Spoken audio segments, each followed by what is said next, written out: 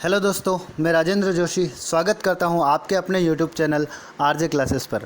Last class में हमने 12th class का एक टॉपिक स्टार्ट किया था, एक चैप्टर स्टार्ट किया था जिसका नाम था विद्युत धारा के चुंबकीय प्रभाव, जिसके अंदर हमने विद्युत धारा का चुंबकीय प्रभाव क्या होता है, ओरस्टेड का प्रयोग, चुंबकीय क्षेत्र की दिशा ज्ञात करने के नियम, है ना, बायो-सावर्ट का नियम, बायो-सावर्ट नियम के ऊपर बेस्ड कुछ अनुप्रयोग जैसे कि वृत्ताकार धारावाही कुंडली के कारण चुंबकीय क्षेत्र, सीधे तथा लंबे धारावाही चालक तार के कारण चुंबकीय क्षेत्र, ये सभी देखे थे। आज हम जो है उससे आगे के टॉपिक स्टार्ट करने जा रहे हैं। सो स्टूडेंट्स, आज की अपनी जो अगली हेडिंग है वो है चुंबकीय क्षेत्र में गतिशील आवेश पर बल, जिसे और किस नाम से जानते हैं हम, लॉरेंज बल के नाम से जानते हैं।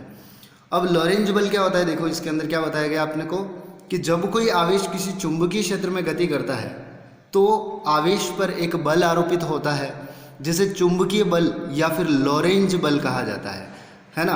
इसके अंदर ये कह रहा है कि आपका कोई आवेश है, जब किसी चुंबकीय क्षेत्र में गति करे तो वो गतिशील आवेश के ऊपर एक बल काम करता है। उस बल को ही क्या नाम दिया गया है यहाँ पर, चुंबकीय बल या फिर लॉरेंज बल का नाम दिया गया है।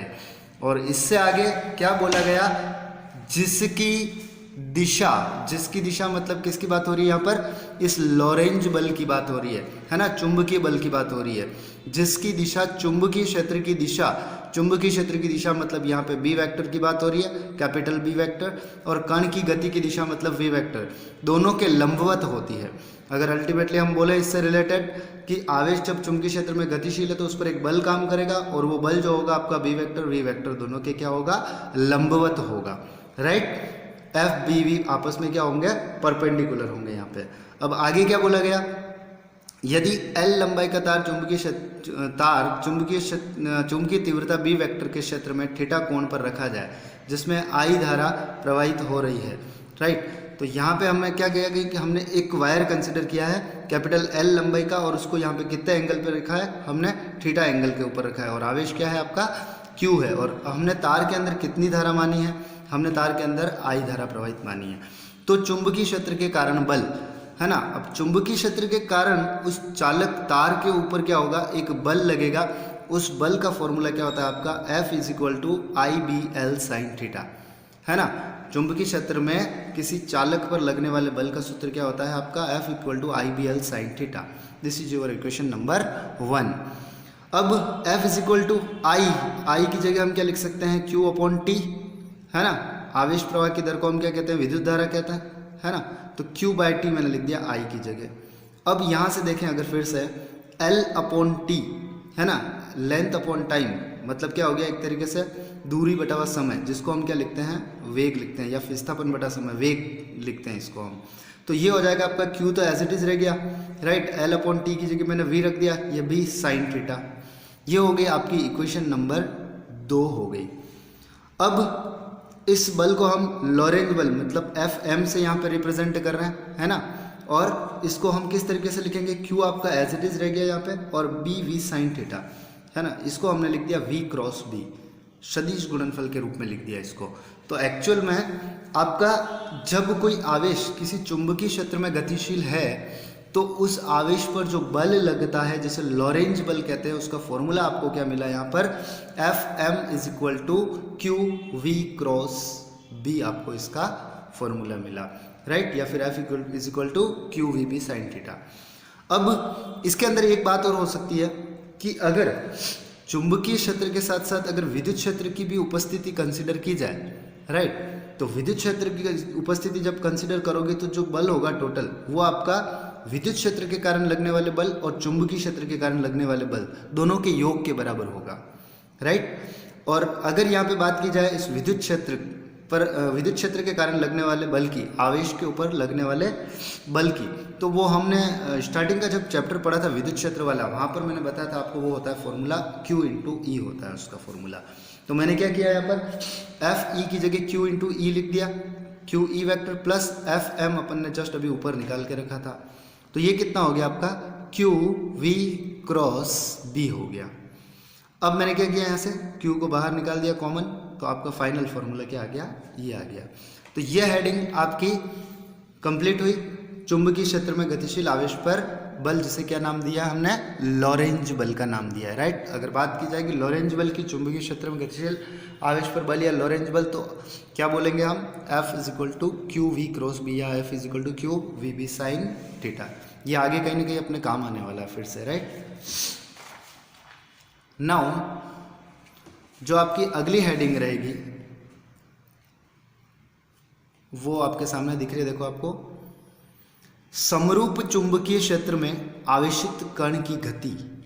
क्या बोला गया, समरूप चुंबकीय क्षेत्र, किसी एक समरूप चुंबकीय क्षेत्र की बात कर रहे हैं, उसमें आवेशित कण की गति, है ना, कि आवेश किस तरीके से गति करेगा, उसका पथ कैसा होगा, है ना, उस कंडीशन में आवर्तकाल के फॉर्मूले क्या होंगे, त्रिज्या का पथ क्या मिलेगा अगर वृत्ताकार पथ में गति करता है, वगैरह वगैरह, है ना।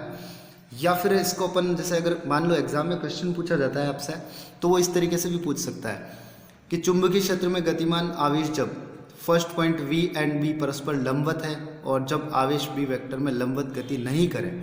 फर्स्ट पॉइंट में तो बोल रहा है कि जब लंबवत गति कर रहा है अंदर चुंबकीय क्षेत्र में, और दूसरा बोलता है कि जब B वेक्टर में लंबवत गति नहीं करे, है ना। तो पथ की व्याख्या करनी है, साथ साथ ही हमें क्या बताना है, उसमें आवृत्ति और वृत्ताकार पथ की त्रिज्या, है ना, इसके भी हमें डेरिवेशन इसके पता करने हैं, है ना, कैलकुलेशन करनी है। तो देखते हैं हम एक एक पॉइंट देखते हैं, इसका समझने की कोशिश करते हैं।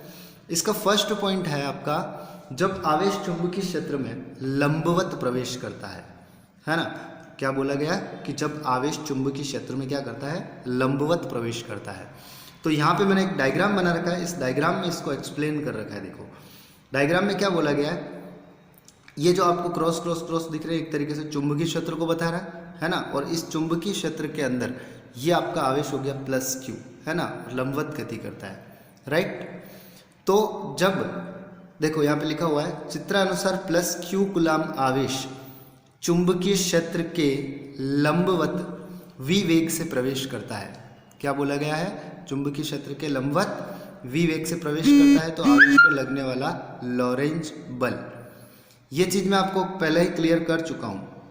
क्या चीज़ क्लियर कर चुका हूँ कि भाई जब लंबवत कोई आवेश किसी चुंबकीय क्षेत्र के अंदर गति करता है तो उस पर एक बल लगता है, और उस बल को हम क्या बोलते हैं, लॉरेंज बल बोलते हैं, राइट। और उस लॉरेंज बल का फॉर्मूला मैंने क्या बताया था, F is equal to Q V B sine theta.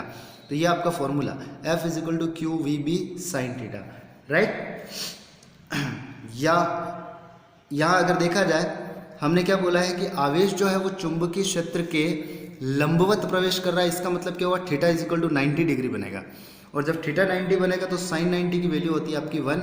जैसे ही यहाँ साइन 90 1 रखते हैं तो आपके यहाँ पे क्या आ जाता है, FM is equal to Q V B क्या आ जाता है ना। तो ये क्या था, आपका लॉरेंज बल का फॉर्मूला था। अब क्या होता है, इस डायग्राम से समझने की कोशिश करते हैं हम। देखो क्या बोला गया इसके अंदर, ये जो लॉरेंज बल लग रहा था जो हमने यहाँ पे निकाला था, FM is equal to Q V B, इसके बारे में ये बोला है कि इस बल की दिशा वेग की दिशा के लंबवत होगी, है ना। ये मैंने आपको पहले ही बताया था कि F, V और B जो होते हैं तीनों ही क्या रहते हैं, परपेंडिकुलर, है ना। इस बल की दिशा वेग की दिशा के लंबवत होगी, जिसके कारण वेग की दिशा बदल जाती है और आवेश वृत्तीय पथ पर गति प्रारंभ कर देता है। बड़े सिंपल सी बात बोली इसने कि ये जो फोर्स लग रहा है ना, इस आवेश पर जो बल लग रहा है FM, जिसे लॉरेंज बल का नाम दे रहा हूँ मैं, है ना, इसकी दिशा हमेशा इस वेग V, है ना, इसकी दिशा के क्या होगी, हमेशा लंबवत होगी, है ना। तो इसकी वजह से क्या होगा कि हर एक पॉइंट के ऊपर इस वृत्ताकार पथ के इस वेग की दिशा क्या हो जाएगी, बदल जाएगी, है ना। बदल जाएगी मतलब ये आपका जो आवेश है यहाँ पर क्या करने लगेगा, एक वृत्ताकार पथ को फॉलो करेगा, वृत्ताकार पथ पर गति करने लग जाएगा, है ना। जब ये वृत्ताकार पथ पर गति करेगा तो वृत्ताकार पथ में कोई चीज़ जब गति करती है तो वहाँ पर एक बल आपने और सुना होगा जिसको बोलते हैं हम अभिकेंद्रीय बल, है ना। वृत्तीय पथ में घूमने वाली किसी भी वस्तु पर लगने वाला जो बल है वो आपका क्या होता है, अभिकेंद्रीय बल। तो यहाँ पे क्या बोला गया, देखो आपका कि बल FM आवेशित कण के वेग और गतिज ऊर्जा को नहीं बदलता है। इस बल का जो काम है ना, ये वेग और ऊर्जा को नहीं बदल रहा है, ये केवल क्या करता है, आवेशित गतिशील कण की दिशा को बदल रहा है। जैसा कि मैंने अभी ऊपर बताया था कि ये क्या करेगा, हर पॉइंट के ऊपर क्या करेगा, इस बल की दिशा को चेंज कर देगा, है ना, और एक वृत्तीय पथ के अंदर उसको घूमने के लिए क्या करेगा, बाध्य करेगा। तो क्या कहता है देखो कि चुंबकीय बल Fm हमेशा आवेशित कण की गति की दिशा के लंबवत लगता है, जैसा कि हमने ऊपर देखा था, जो आवेशित कण को वृत्तीय पथ में घुमाने के लिए आवश्यक अभिकेंद्रीय बल प्रदान करता है। अब बड़ी सिंपल सी बात बोली कि ये जो चुंबकीय बल होता है ना, ये चुंबकीय बल क्या करता है, जो आपका आवेशित कण है उस आवेशित कण को क्या करता है, एक वृत्तीय पथ प्रदान करता है। क्या करता है, एक वृत्तीय पथ प्रदान करता है, और वृत्तीय पथ के अंदर अभिकेंद्रीय बल क्या करता है, प्रदान करता है उस आवेश को, है ना। तो इसका मतलब यह हुआ कि जो लॉरेंज बल है ना, जो आपका अभिकेंद्रीय बल है वो किससे मिल रहा है आपको, इस लॉरेंज बल से मिल रहा है ना। तो हम बोल सकते हैं कि लॉरेंज बल जो होगा वो किसके बराबर होगा, आपका अभिकेंद्रीय बल के बराबर होगा। अब अगर इसका थोड़ा सा कैलकुलेटिव पार्ट देखें हम, तो उसके अंदर देखो सबसे पहले हम बोलते हैं कि इस पथ की, वृत्तीय पथ की जो है वो त्रिज्या कैसे निकालेंगे हम। तो अभी यहाँ पे देखा था थोड़ी देर पहले हमने, यहाँ क्या पढ़ा था कि चुंबकीय बल क्या करता है, आवेशित कण की गति की दिशा के लंबवत लगता है, जो आवेशित कण को वृत्तीय पथ में घुमाने के लिए आवश्यक अभिकेंद्रीय बल देता है। तो इसका मतलब मैं ये लिख सकता हूँ कि लॉरेंज बल जो है आपका वो किसके बराबर होगा, अभिकेंद्रीय बल के बराबर होगा। अब लॉरेंज बल आपका अभिकेंद्रीय बल के बराबर है, राइट। तो हम लिख सकते हैं कि Fm is equal to Fc। यहाँ पे आपका Fm क्या है, लॉरेंज बल है, और Fc क्या है, आपका अभिकेंद्रीय बल है। तो ये बल दोनों आपस में बराबर।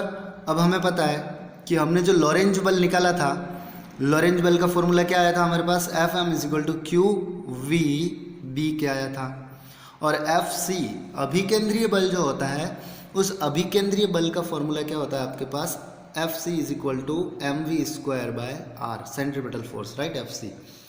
तो दोनों बलों की वैल्यू जब मैं यहाँ रख देता हूँ तो देखो Fm की जगह QVB आ गया, और इधर Fc की जगह mv स्क्वायर बाय आर आ गया आपका। अब कुछ भी नहीं करना है, मुझे वृत्तीय पथ की त्रिज्या निकालनी है। तो क्या करना है, यहाँ से r को इधर ट्रांसफर कर दो और QB को नीचे भेज दो, और v से एक v को कैंसिल आउट कर दो। तो ये आपकी वृत्तीय पथ की त्रिज्या आ गई। वृत्तीय पथ की त्रिज्या का फॉर्मूला क्या मिला है हमें, r is equal to mv upon QB। ये आपकी आ गई क्या, इक्वेशन नंबर 1। यहाँ से हमें क्या पता चलता है कि वृत्तीय पथ की जो त्रिज्या होगी वो वेग के क्या होगी, समानुपाती होगी। मतलब जितना ज़्यादा उस आवेशित कण का वेग होगा उतनी ही उसकी त्रिज्या क्या हो जाएगी, बढ़ जाएगी। ठीक है, तो ये आपकी क्या वेग के ऊपर निर्भरता को बता दिया है, त्रिज्या की वेग के ऊपर क्या निर्भरता रहेगी। दूसरा, इसके अंदर अगर हम बात करें आवर्तकाल की, है ना, कैपिटल T आवर्तकाल, टाइम पीरियड। तो आवर्तकाल कैसे निकालेंगे देखते हैं। आवर्तकाल के अंदर आपको क्या बोला है यहाँ पे देखो जरा, T is equal to 2πr/v, है ना। आवर्तकाल का फॉर्मूला क्या लिखा है मैंने यहाँ पर, 2πr/v। एक्चुअल में आवर्तकाल की जब बात करेंगे यहाँ पे, तो आवर्तकाल क्या हो गया, एक तरीके से समय हो गया। समय बराबर क्या होता है आपका, दूरी बटा वेग। अब जब जो टोटल दूरी यहाँ पे तय करेगा आवेशित पथ, है ना, वो क्या होगा, एक वृत्ताकार पथ होगा। कैसा पथ होगा, वृत्ताकार पथ। हमने जस्ट अभी ऊपर देखा था कि जब आवेश चुंबकीय क्षेत्र में लंबवत प्रवेश कर रहा है ना, तो उसको कैसा पथ मिल रहा है यहाँ पर, वृत्ताकार पथ मिल रहा है ना। तो जो दूरी टोटल आवेशित पथ तय करेगा वो क्या होगा, एक वृत्त की परिधि। और वृत्त की परिधि जो होती है उसका सूत्र क्या होता है आपका, 2πr होता है। और अपॉन वेग, वेग क्या है, v अपने कंसिडर किया था। तो यहाँ से 2π/v को मैं रहने देता हूँ एज इट इज, और r, इस r की जगह इक्वेशन नंबर 1 जो है वहाँ से आपकी वैल्यू आ जाएगी mv/qb। अगर यहाँ से v को कैंसिल आउट किया जाता है, ठीक है, v से v को कैंसिल आउट किया जाता है तो बच क्या जाएगा यहाँ से 2πm/qb, राइट। देखो जरा, t is equal to 2πm/qb। ये आपकी आ गई क्या, इक्वेशन नंबर 2 आ गई। तो इक्वेशन नंबर 2 के अंदर आपका क्या निकल गया यहाँ पर, ये आवर्तकाल का फॉर्मूला आ गया आपका। अब हम निकालेंगे आवृत्ति, फ्रीक्वेंसी, है ना, आवृत्ति f। तो आवृत्ति का सूत्र हमें पता होता है, आवृत्ति का फॉर्मूला क्या होता है, 1 अपॉन आवर्तकाल, है ना, 1 बटा आवर्तकाल होता है। तो F इज इक्वल टू क्या हो जाएगा, 1 अपॉन टी, है ना, 1 अपॉन टी। तो हम क्या करेंगे, टी की वैल्यू जो है यहाँ से रख देंगे आपकी 2 पाई एम अपॉन क्यू बी। जैसे ही यहाँ वैल्यू रखता हूँ, ये क्या है देखो आपकी जस्ट इन्वर्स है इसका एफ और टी। तो इसकी जो वैल्यू थी ना, जस्ट इसको आप क्या कर दो, उल्टा कर दो। तो एफ इज इक्वल टू आपका कितना आ जाएगा, क्यू बी अपॉन 2 पाई एम आ जाएगा। तो ये क्या आ गया आपकी वृत्ताकार पथ के अंदर जो आपका आवेशित कण है, जो आवेशित कण गतिशील है, उसकी आवृत्ति का सूत्र अपने को मिल चुका है, राइट। अगर आवृत्ति निकल जाती है तो हम आसानी से इसका कोणीय वेग भी निकाल सकते हैं। कोणीय वेग ओमेगा, है ना, ओमेगा इज इक्वल टू क्या होता है आपका 2 पाई एफ होता है। एफ की वैल्यू जस्ट हमने अभी यहाँ पे ऊपर निकाल रखी थी, तो ये एफ की वैल्यू उठा के हम यहाँ रख देते हैं 2 पाई क्यू बी अपॉन 2 पाई एम। 2 पाई से 2 पाई कैंसिल आउट हो जाएगा, क्यू बी अपॉन एम। तो ये क्या आ गया आपका, ये आ गया आपका कोणीय वेग का सूत्र आ गया, राइट। तो हमने अभी क्या क्या निकाला, एक वृत्तीय पथ की त्रिज्या निकाली, फिर आवृत्ति निकाली, कोणीय वेग निकाला और एक आवर्तकाल निकाला, ठीक है। तो ये 4 चीज़ें हमने क्या करा, कब निकाली है, जब आपका आवेशित कण जो है वृत्तीय पथ में लंबवत गतिशील होता है, तब बात करिए। नाउ नेक्स्ट आपके अगला जो इसी के अंदर सेकंड पॉइंट आता है, हमने जब हेडिंग पढ़ी थी तब बताया था कि जब आवेशित कण चुंबकीय क्षेत्र में थीटा कोण पर प्रवेश करे, है ना। पहले बात करी थी हमने 90 डिग्री, मतलब थीटा 90 डिग्री था। अब बोल रहा है कि थीटा कोण पर प्रवेश कर रहे हैं, है ना, पर्टिकुलर किसी एंगल के ऊपर, ठीक है। तो इसको अपन समझने की कोशिश करते हैं इस डायग्राम से, ठीक है। तो इस डायग्राम में देखो क्या बताया है, ये आपका चुंबकीय क्षेत्र है ना, बी वेक्टर।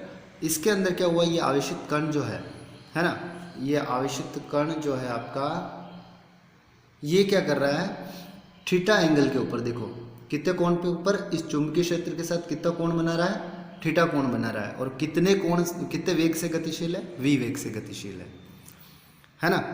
अब क्या होगा, यहाँ पर इस वेग v जो है, इसको हमें घटकों में डिवाइड करना पड़ेगा।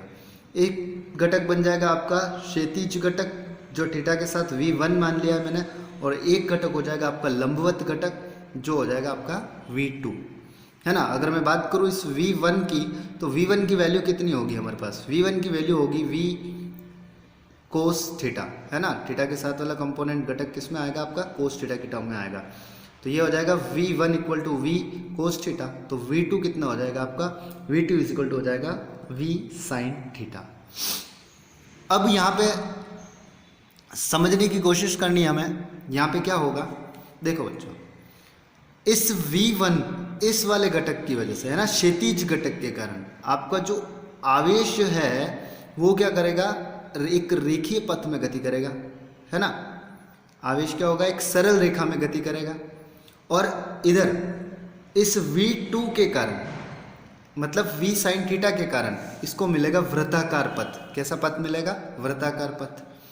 अब क्या होगा, इस v1 की वजह से आपका रेखीय पथ मिल रहा है इसको, सरल रेखा में, है ना, और v2 की वजह से वृत्ताकार पथ। तो जो इसका रिजल्टेंट, मतलब परिणामी जो पथ बनेगा, वो आपका कैसा बन जाएगा, कुंडली नुमा पथ बन जाएगा, हेलिकल, है ना। देखो इस घटक की वजह से तो इधर गतिशील है, इस घटक की वजह से ऐसे वृत्ताकार पथ में, तो आपका ओवरऑल जो होगा ना, ये देखो इस तरीके से ये हेलिकल पथ, मतलब एक कुंडली नुमा पथ मिल जाएगा, जिसमें क्या होगा, सरल रेखा में भी गति होगी और इस वृत्तीय पथ के अंदर भी गति हो जाएगी आपकी, राइट। तो यहाँ पे पूरी थियोरिटिकल बात मैंने वही बता रखी है। देखो v1 equal to V cos theta, v2 is equal to V sine theta.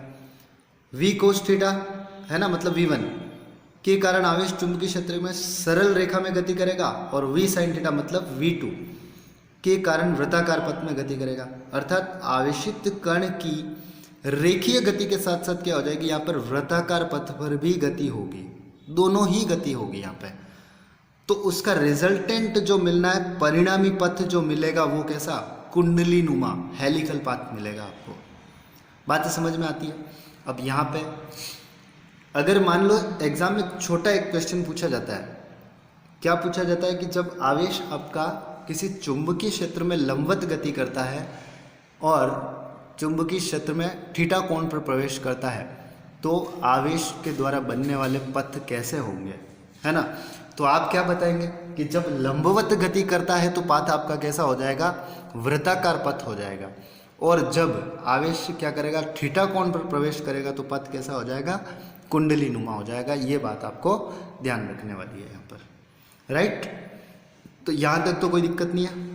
अब हम आगे बढ़ते हैं। जैसे हमने लंबवत प्रवेश करा था, हमने त्रिज्या निकाली थी, वेग निकाला था, है ना, उसी तरीके से अब हम यहाँ पर क्या करेंगे, इस केस में भी वृत्तीय पथ की त्रिज्या, आवर्तकाल वगैरह ये सारी चीज़ें निकालेंगे, राइट। तो देखते हैं, सबसे पहले बात होगी किसकी, वृत्तीय पथ की त्रिज्या की बात होगी। अब वृत्तीय पथ की त्रिज्या, फिर से वही फॉर्मूला आपका, लॉरेंज बल बराबर अभिकेंद्रीय बल के, है ना। तो लॉरेंज बल आ जाएगा आपका, क्यू वी बी होता है फॉर्मूला, तो क्यू वी टू बी आ जाएगा, और M V square by R, M V two square by R. अब यहाँ पर समझने वाली बात यह है कि हम वी टू क्यों ले रहे हैं, राइट। वी टू क्यों ले रहा है, वी वन की बात क्यों नहीं हो रही है। तो बच्चों यहाँ पे वी टू की बात इसलिए हो रही है क्योंकि हम यहाँ पर वृत्तीय पथ की त्रिज्या निकाल रहे हैं, और वृत्तीय पथ जो बन रहा है वो आपका किस घटक की वजह से बन रहा है, डायग्राम के अंदर यहाँ पे देखो आप, इस V2 की वजह से वृत्तीय पथ में गति कर रहा है ना। V1 की वजह से आपके सरल रेखा में गति हो रही थी, और इस V2 की वजह से क्या हो रहा था, वृत्ताकार पथ में गति कर रहा था कण आपका। दैट्स वाई आपको यहाँ पे V2 लेना है, राइट। तो Q V two B is equal to M V two square by R. फिर से अगर यहाँ से R निकालना है, इधर ट्रांसफर करें, एक V2 से V2 को कैंसिल कर दें, है ना। तो आपका क्या आ जाएगा, ये M V upon M V two आ जाएगा, है ना। यहाँ पे यहाँ कितना आ जाएगा आपका, M V two upon Q B आ जाएगा। अब हमें क्या करना है, वी टू की वैल्यू की बात करनी है। देखो जरा यहाँ पे वी टू वैल्यू कितनी थी, यहाँ पे वी साइन थीटा। तो इस वी टू की जगह क्या लिख देंगे हम, वी साइन थीटा। तो ये आपका क्या आ गया, वृत्तीय पथ की त्रिज्या का फॉर्मूला आ गया। कब, जब आवेश क्या कर रहा है, चुंबकीय क्षेत्र में थीटा कोण पर प्रवेश करता है, ठीक है। नेक्स्ट, इसी के अंदर अगर आवर्तकाल की बात की जाए, फिर से आवर्तकाल का फॉर्मूला वही, T is equal to 2πr/v2, है ना। वृत्त की परिधि, टोटल दूरी, वृत्त की परिधि अपॉन वेग v2।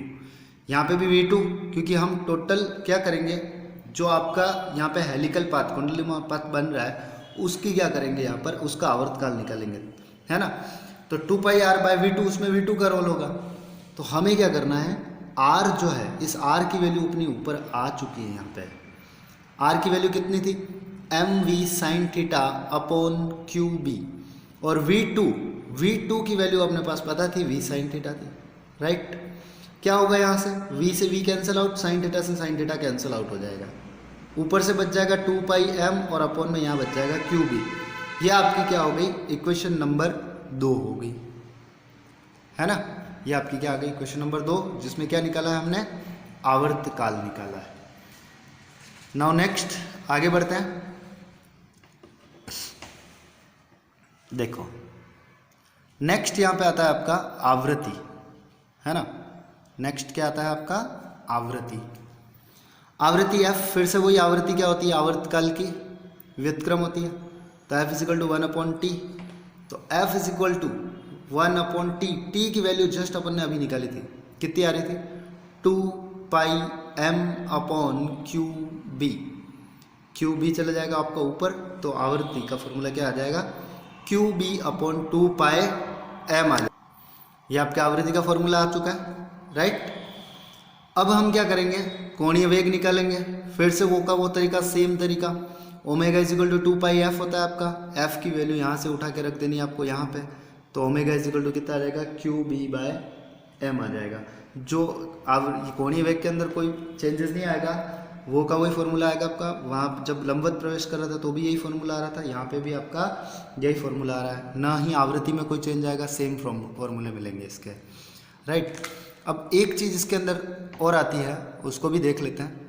कुंडली नुमा पथ का पिच, है ना, पिच ऑफ हेलिकल पाथ। तो सबसे पहले इस चीज़ को समझना जरूरी है कि ये कुंडली नुमा पथ का पिच क्या चीज़ होती है, राइट। इसको समझने की कोशिश करते हैं।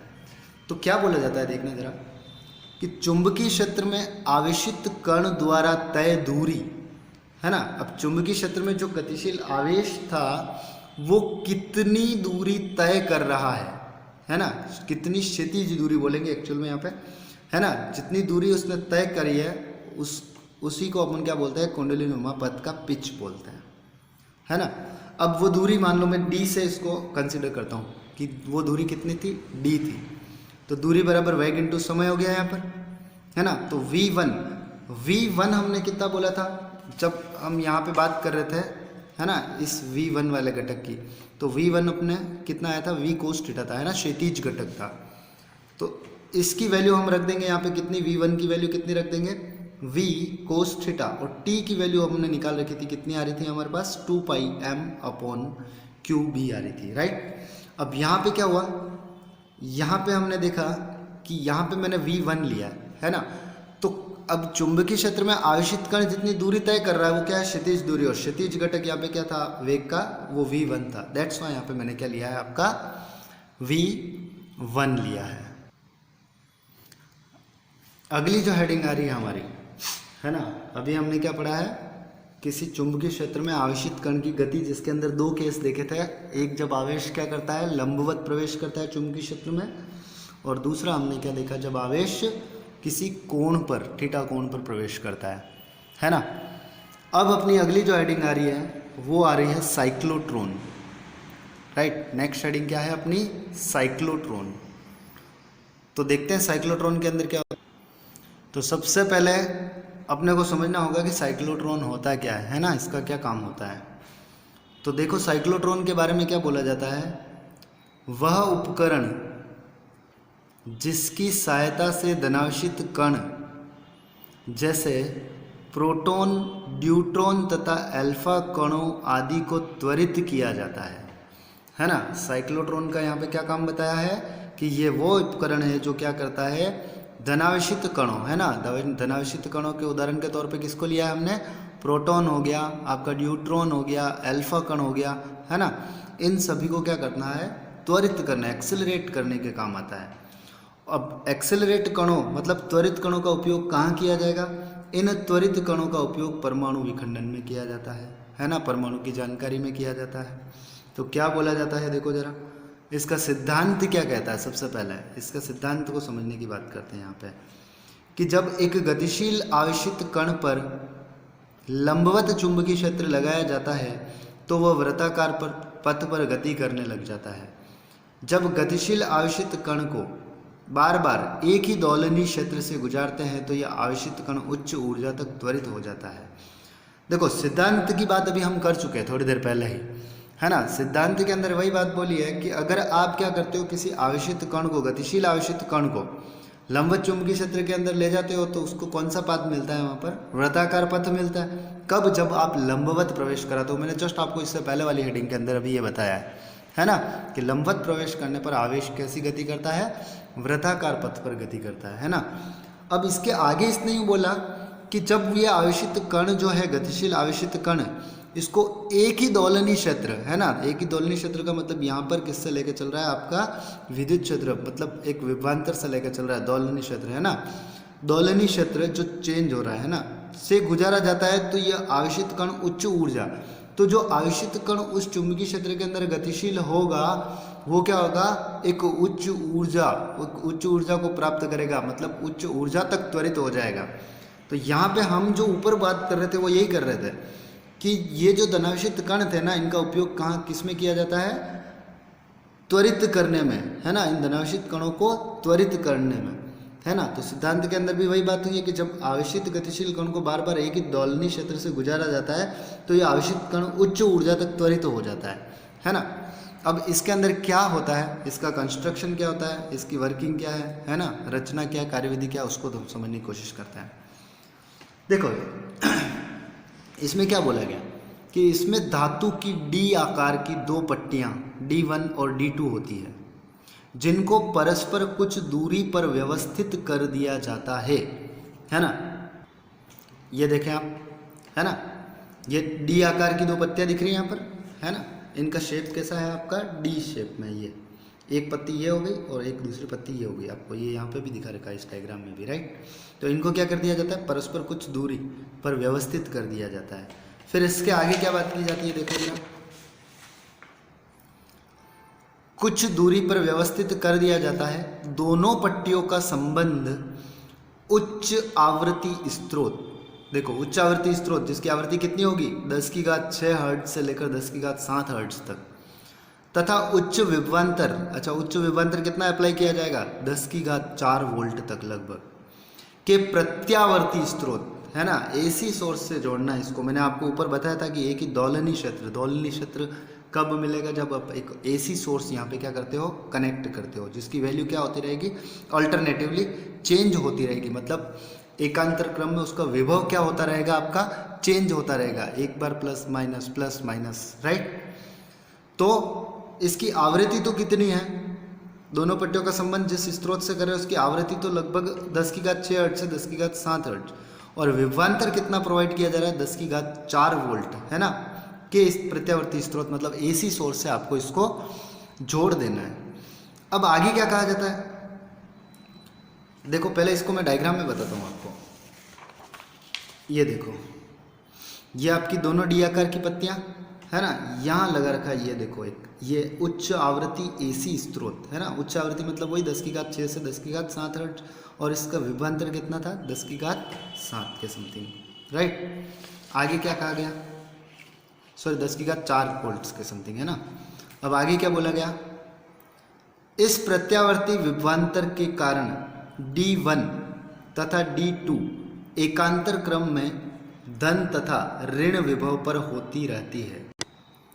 भाई आपका एसी सोर्स है ना, प्रत्यावर्ती स्रोत है, तो उसकी वजह से क्या होगा, एक बार D1 के ऊपर क्या होगा, धन विभव आएगा, D2 के ऊपर ऋण विभव आएगा, फिर वापस क्या हो जाएगा, D1 के ऊपर ऋण विभव आएगा, D2 के ऊपर धन विभव आएगा, है ना। तो मतलब क्या होगा, एकांतर क्रम में इसके ऊपर विभव का मान जो है वो चेंज होता रहेगा, है ना, धन ऋण ऐसे चेंज होता रहेगा। तो इसके कारण होगा क्या, इसके कारण ये होगा, इस प्रत्यावर्ती विभवांतर के कारण D1 और D2 एकांतर क्रम में धन तथा विभव पर रहती है, जिसके कारण D के मध्य उच्च विद्युत क्षेत्र उत्पन्न हो जाता है। क्या होता है, इस विभवांतर के कारण एक उच्च विद्युत क्षेत्र इस इन D के मध्य में क्या हो जाता है, उत्पन्न हो जाता है। अब जिसकी दिशा लगातार बदलती है, लगातार बदलती रहने का मतलब यहाँ पे क्या हो गया, एक बार D1 धन पे, एक बार ये प्लस पे आएगी, तो लगातार ये क्षेत्र क्या होता रहेगा, आपका चेंज होता रहेगा। फिर इसका जो सेटअप है ना, संपूर्ण उपकरण जिसको मैं बोल रहा हूँ को एक बॉक्स में जिसमें निम्न दाब पर गैस लगी रहती है उसके अंदर रख दिया जाता है। इस पूरे सेटअप को हमने क्या किया, एक बॉक्स के अंदर रख दिया, है ना, जिसमें निम्न दाब पर गैस थी। इस बॉक्स को चुंबकीय ध्रुव NS के मध्य रख दिया जाता है। देखते हैं इसको,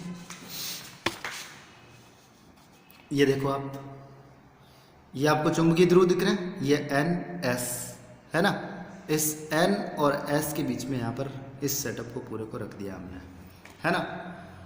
अब इसकी कार्यप्रणाली को समझना जरूरी है। इसकी कार्यप्रणाली क्या है उसको ध्यान से समझेंगे हम, राइट।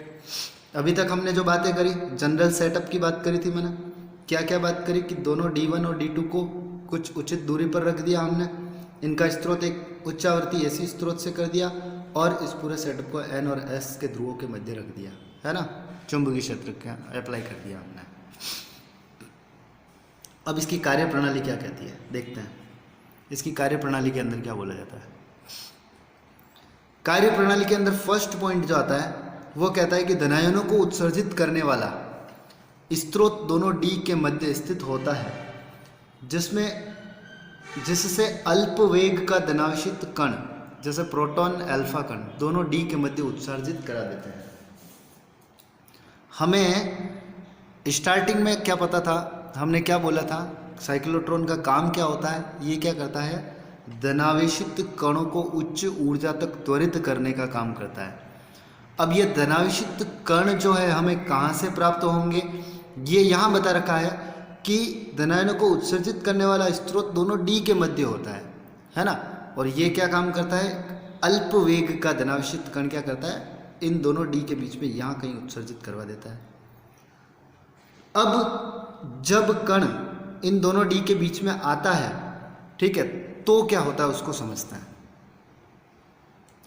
तो इसका सेकंड पॉइंट देखो क्या कहता है हमें, माना किसी क्षण धनावेश d1 से चलना प्रारंभ करता है।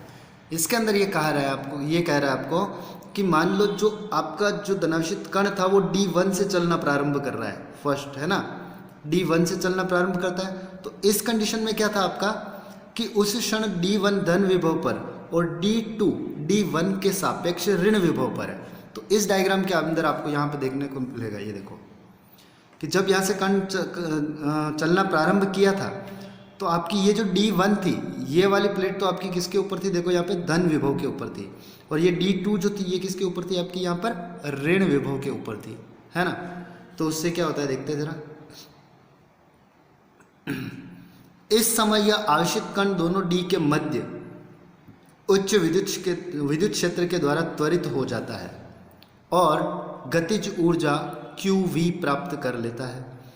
बड़ी सिंपल सी बात कही इसने, क्या बात कही कि जब ये आवेशित कण यहाँ से चलना प्रारंभ करता है तो जो यहाँ पर आप ये वाली d1 आपकी धन विभव पर होगी, d2 आपकी किसके ऊपर होगी, ऋण विभव के ऊपर होगी, है ना। तो क्या होगा कि आपका जो ये आवेशित कण है ना, ये उच्च विद्युत क्षेत्र के कारण क्या हो जाएगा, यहाँ से त्वरित हो जाएगा, और त्वरित होकर क्या होगा, आगे बढ़ जाएगा। और कितनी ऊर्जा बोली थी यहाँ पर, Q इंटू वी, है ना। कितनी गतिज ऊर्जा प्राप्त करता है, Q इंटू वी। एक्चुअल में W is equal to Q into V होता है ना। W कार्य मतलब यहाँ पर गतिज ऊर्जा की बात हो रही है आपकी, है ना। दोनों D के मध्य विद्युत क्षेत्र की तीव्रता शून्य होगी, केवल चुंबकीय क्षेत्र की तीव्रता होगी। आवेश d2 के भीतर लंबवत चुंबकीय क्षेत्र के कारण वृत्तीय पथ पर गति करता है। अब देखना,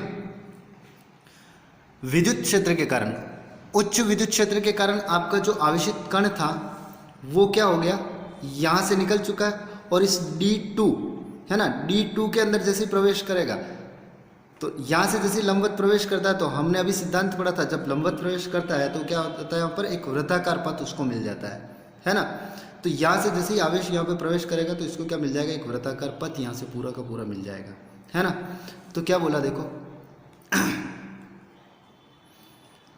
d2 के भीतर लंबवत चुंबकीय क्षेत्र के कारण वृत्तीय पथ पर गति करता है और अर्धवृत्ताकार पथ तय करते हुए t/2 समयांतराल पश्चात दोनों d के मध्य आ जाता है ना।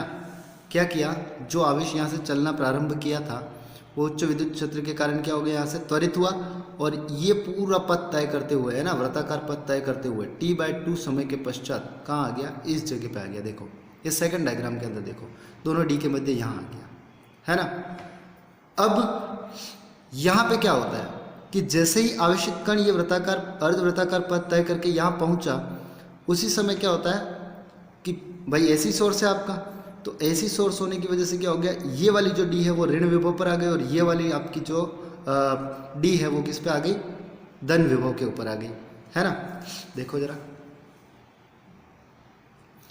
जब आवेश दोनों डी के मध्य आता है, इसी क्षण d1 ऋण विभव पर तथा d2 धन विभव पर आ जाती है। आवेश पुनः विद्युत क्षेत्र के कारण त्वरित होता है और QV ऊर्जा प्राप्त कर d1 में चला जाता है ना। देखो बच्चों, यहाँ जैसे आया ये धन विभव पर ये ऋण विभव, फिर से उच्च विद्युत क्षेत्र, ये यहाँ से क्रॉस करके कहाँ चला जाता है, इस d1 के अंदर एंटर कर जाता है ना। अब क्या होगा, आवेश प्रत्येक अर्धचक्र में QV ऊर्जा प्राप्त कर त्वरित हो जाता है ना।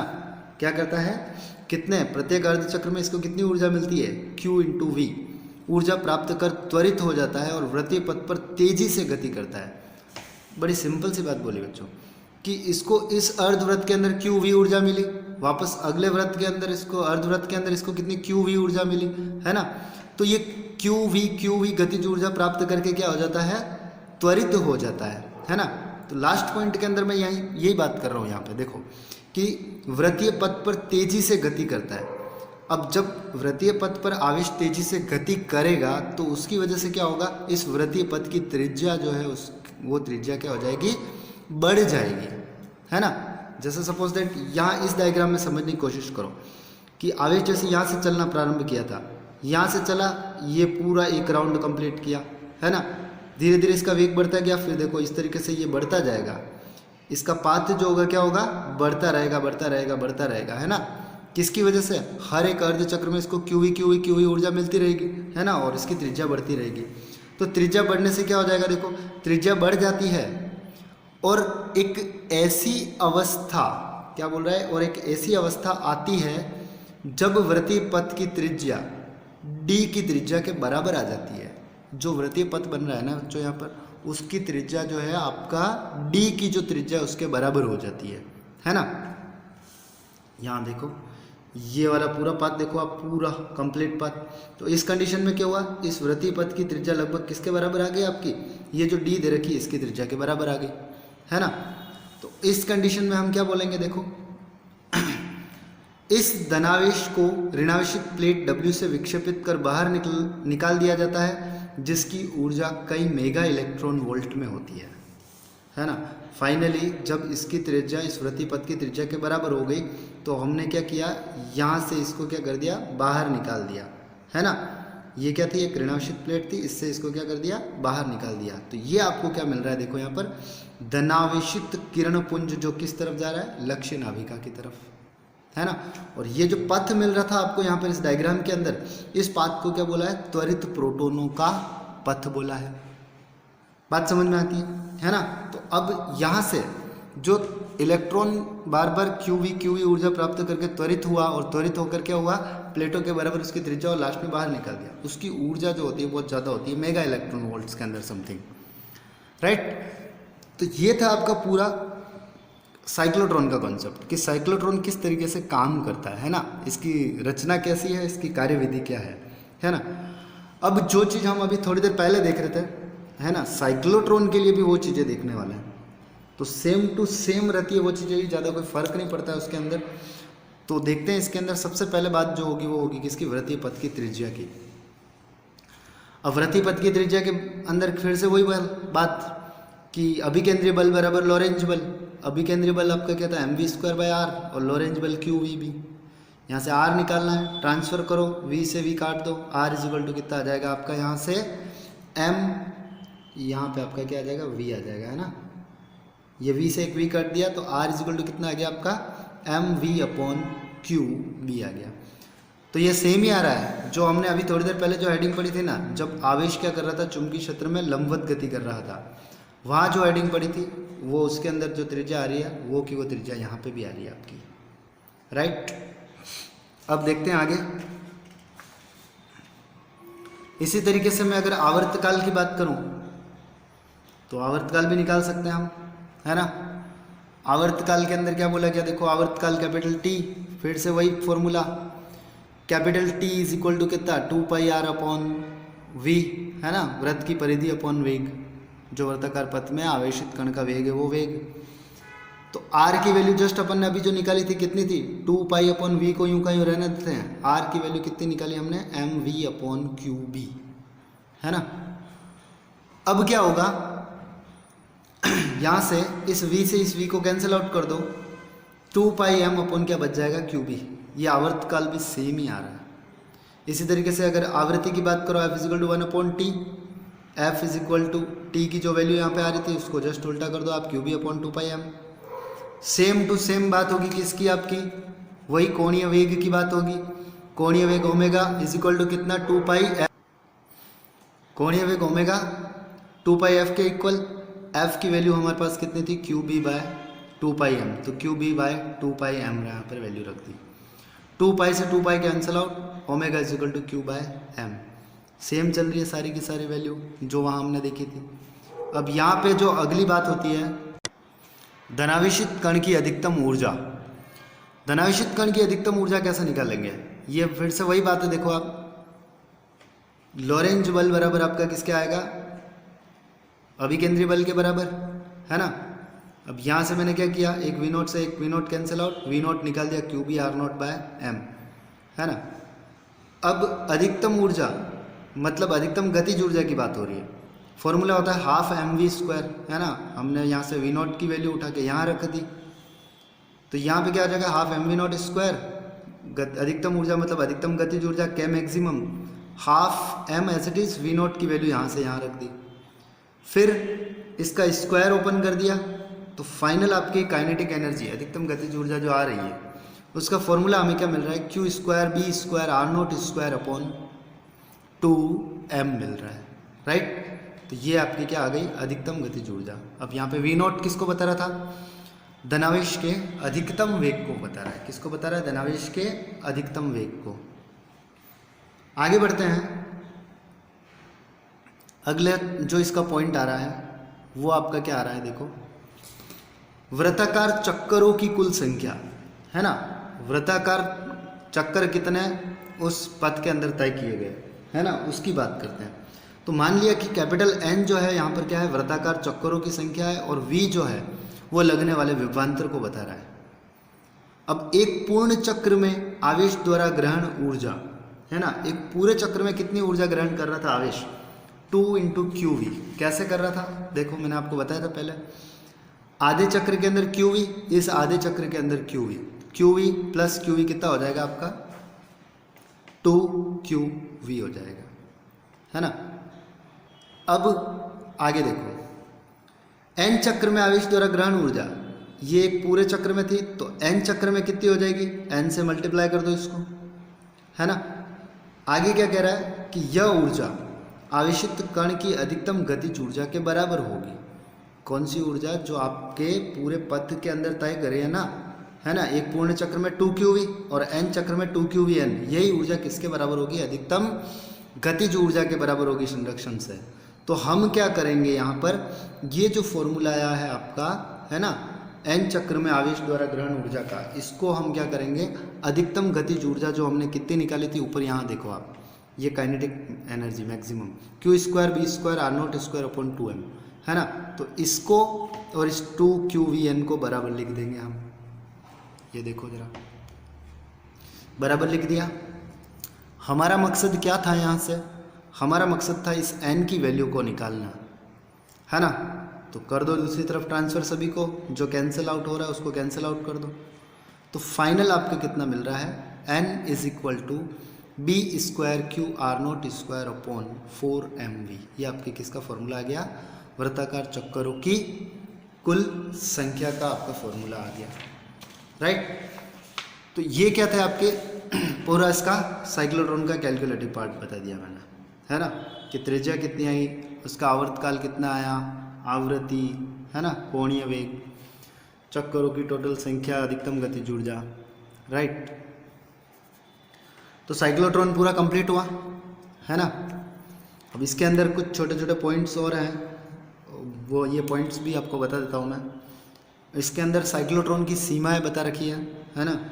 साइक्लोट्रॉन की सीमाएं फर्स्ट क्या कहती है कि साइक्लोट्रॉन की सहायता से केवल भारी धनावेशित कणों को ही त्वरित किया जा सकता है, क्योंकि हल्के आवेशित कण जैसे इलेक्ट्रॉन का अधिक वेग पर द्रव्यमान के सापेक्षिकता के प्रभाव में वृद्धि हो जाती है। बड़ी सिंपल सी बात कही है इसने, आपको सिंपल से शब्दों में ये याद रखना है कि ये जो साइक्लोट्रॉन है केवल भारी धनावेशित कणों को त्वरित करने के काम आता है।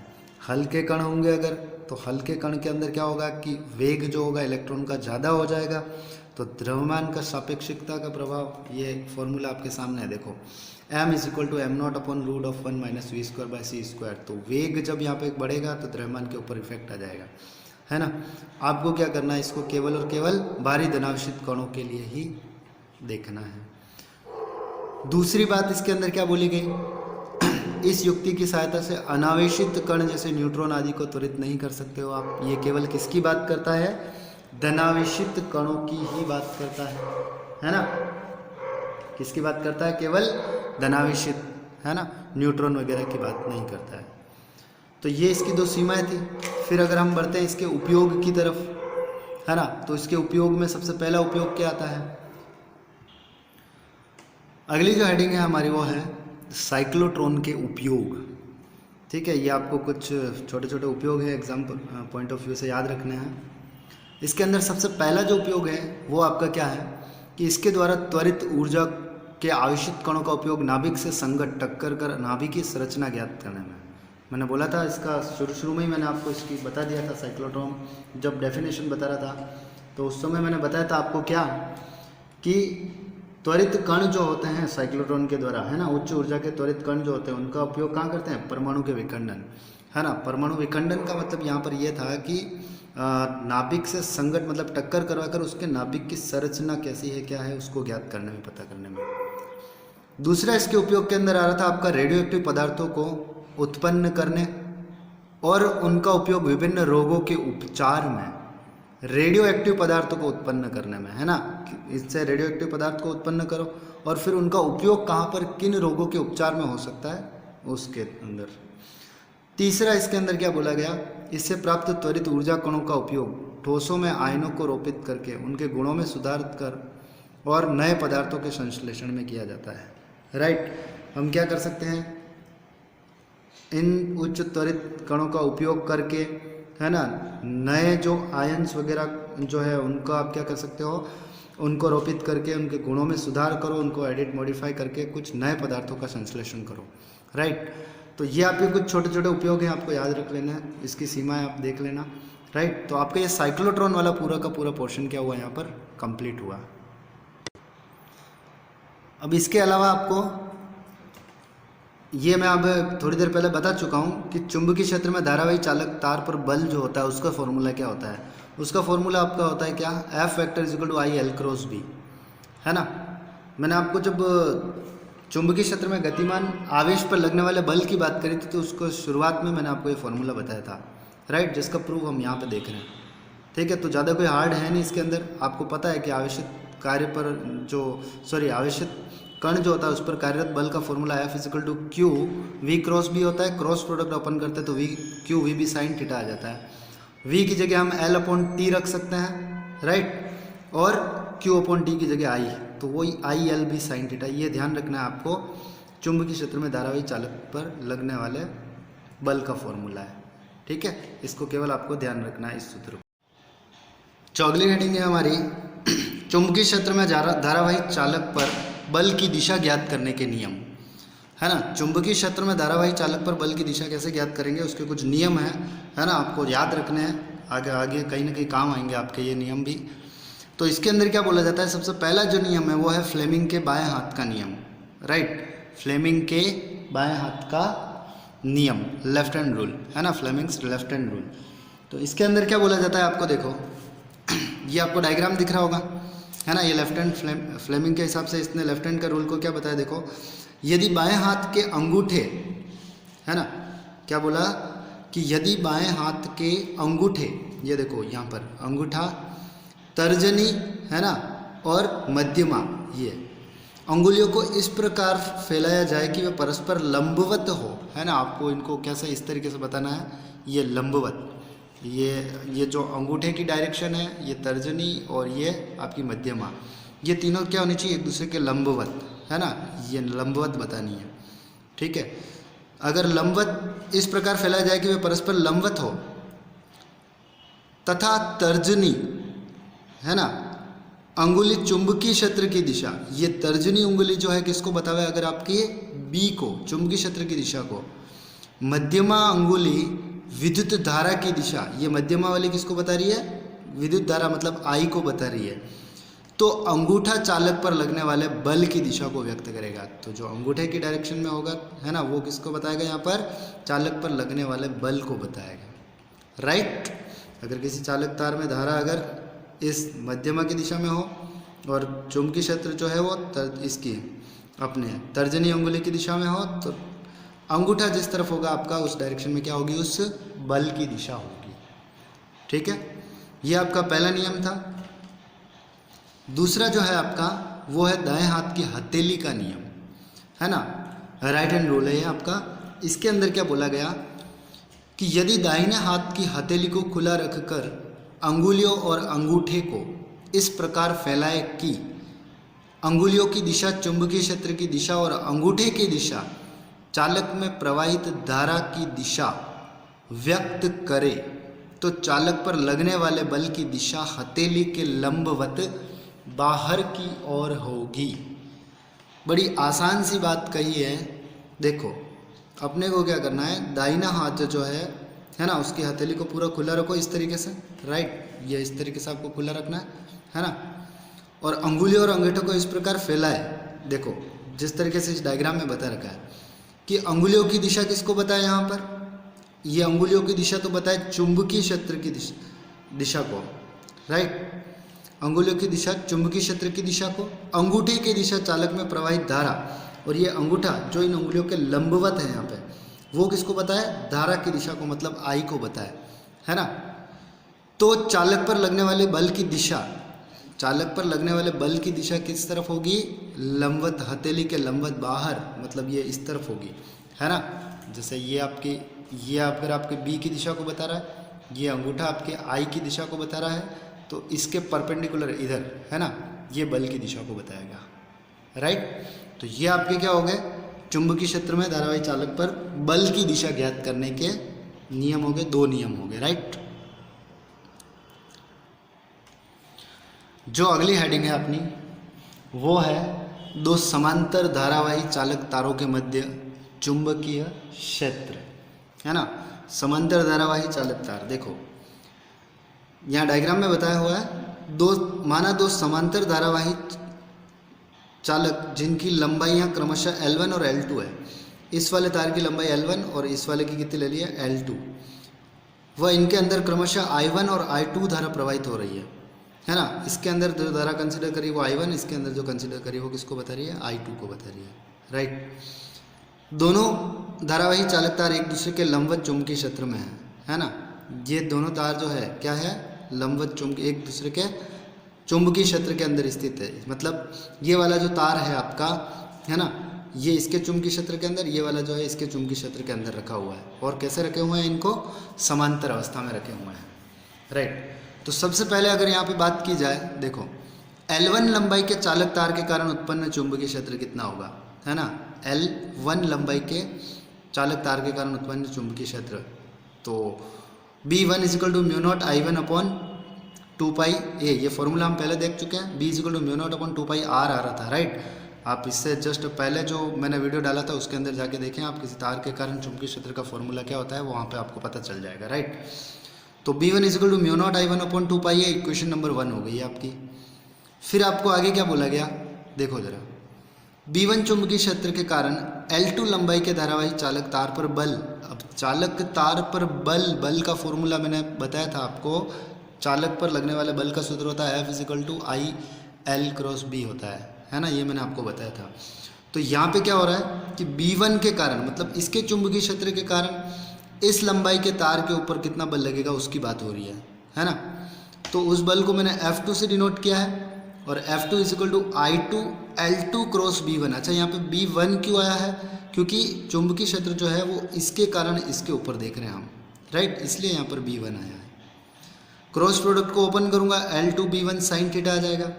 अब लंबवत हैं एक दूसरे के F B और I, है ना। हमने अभी रूल पढ़े थे ना, FBI, दाएं हाथ की हथेली का नियम, फ्लेमिंग के बाएं हाथ का नियम जस्ट ऊपर पढ़ा था अभी। तो उसके हिसाब से क्या होता है, तीनों ही लंबवत होते हैं एक दूसरे के। तो थीटा = कितना बनता है आपका? 90 डिग्री, और sin 90 की वैल्यू कितनी होती है? 1। तो यहाँ पे आपका जैसे थीटा = 90 sin 90 1 यहाँ रखता हूँ, तो F2 = आ जाता है आपका I2 L2 B1 आ जाता है ना।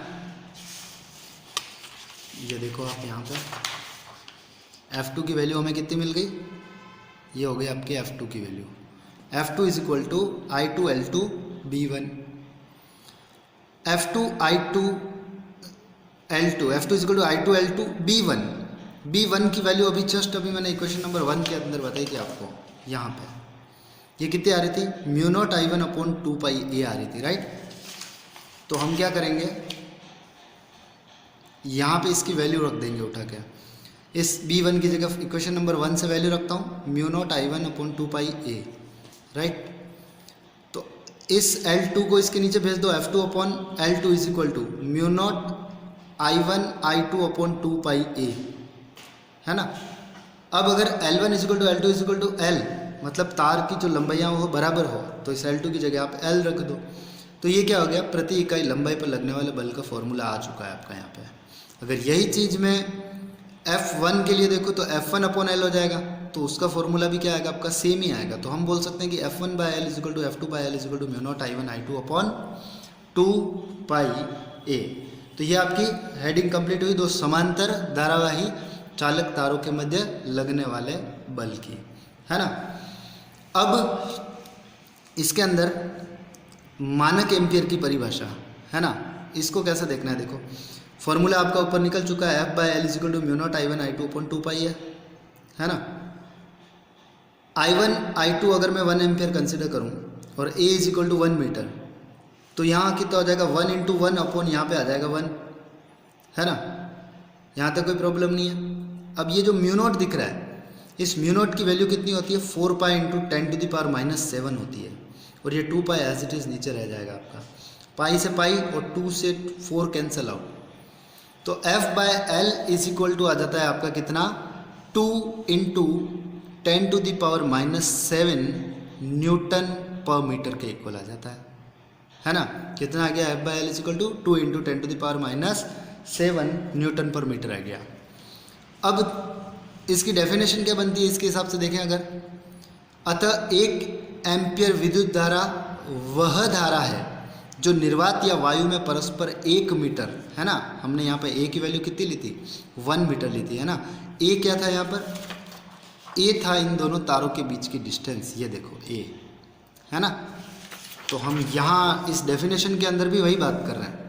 क्या बात कर रहे हैं इस डेफिनेशन के अंदर कि 1 एम्पियर विद्युत धारा वह धारा है जो निर्वात या वायु में परस्पर 1 मीटर, A की वैल्यू कितनी है 1, 1 मीटर लंबवत दूरी, थीटा कितना था 90 डिग्री पर स्थित 2 सीधे और लंबे एवं समांतर धारावाही चालक तारों में प्रवाहित अगर हो क्या 1 एम्पियर विद्युत धारा, तो क्या होगा, होने पर प्रत्येक तार की 1 मीटर की लंबाई, है ना, प्रत्येक तार की 1 मीटर की लंबाई मतलब प्रति एकांक लंबाई पर 2 × 10⁻⁷ न्यूटन पर मीटर बल उत्पन्न करती है। ये देखो कितना बल उत्पन्न किया 2 × 10⁻⁷ मीटर, है ना। 1 एम्पियर वह धारा जो क्या करे 1 मीटर लंबवत दूरी पर उपस्थित जो सीधे लंबे धारावाही चालक तार है आपके समांतर तार, अगर उनमें प्रवाहित हो तो तार की प्रति एकांक लंबाई पर कितना बल उत्पन्न करती है 2 × 10⁻⁷ न्यूटन पर मीटर बल उत्पन्न करती है, राइट। तो ये आपकी हेडिंग कंप्लीट हो गई, है ना। सो स्टूडेंट्स, आज के वीडियो में जो हमने देखा है सारे टॉपिक्स, उसके अंदर मैंने आपको सबसे पहले लॉरेंज बल के बारे में बताया था, है ना। और लॉरेंज बल के बाद मैंने आपको साइक्लोट्रॉन के बारे में बताया था, है ना। साइक्लोट्रॉन के बाद मैंने आपको आवेशित कण की गति बताई थी, जब आवेश क्या करता है लंबवत चुंबकीय क्षेत्र के अंदर और थीटा कोण पर प्रवेश करता है तब वो बताया था। साइक्लोट्रॉन के बारे में पूरा बताया था, उसका डेरिवेशंस वगैरह सारे के सारे मैंने आपको बताए थे, है ना। फिर उसके बाद जो मैंने अगली हेडिंग आपकी चालू करी थी वो थी क्या, चुंबकीय क्षेत्र में धारावाही चालक पर लगने वाले बल की दिशा ज्ञात करने के नियम। 2 नियम बताए थे, फ्लेमिंग के बाएं हाथ का और दाएं हाथ की हथेली का नियम, राइट। और उसके बाद लास्ट हेडिंग जो बताई थी वो आपको 2 समांतर धारावाही चालक तारों के मध्य चुंबकीय क्षेत्र, है ना। ये आपका जैसा कि मैंने पिछले लेक्चर में बोला था, पिछले वीडियो में बताया था कि चैप्टर थोड़ा सा बड़ा है तो अलग अलग पार्ट में मुझे इसको कवर करना पड़ेगा, है ना। तो आज के पढ़ाए हुए टॉपिक में अगर आपको कोई भी दिक्कत हो तो आप मुझे कमेंट सेक्शन में बता सकते हैं। अगर आपको इन सारा जो मैंने आज वीडियो में पहली क्लास में दूसरी क्लास में जो पढ़ाया है उनके अगर आपको PDF नोट्स चाहिए तो आप हमारे टेलीग्राम जो चैनल को ज्वाइन करें, जिसका मैं डिस्क्रिप्शन आपको दे दूंगा, डिस्क्रिप्शन में लिंक दे दूंगा उसका, राइट। और अगर वीडियो अच्छा लगा हो तो चैनल को शेयर करें, सब्सक्राइब करें, राइट। इससे अगला वाला पोर्शन अपन अगले वाले लेक्चर में पढ़ाएंगे। Okay, thank you, bye.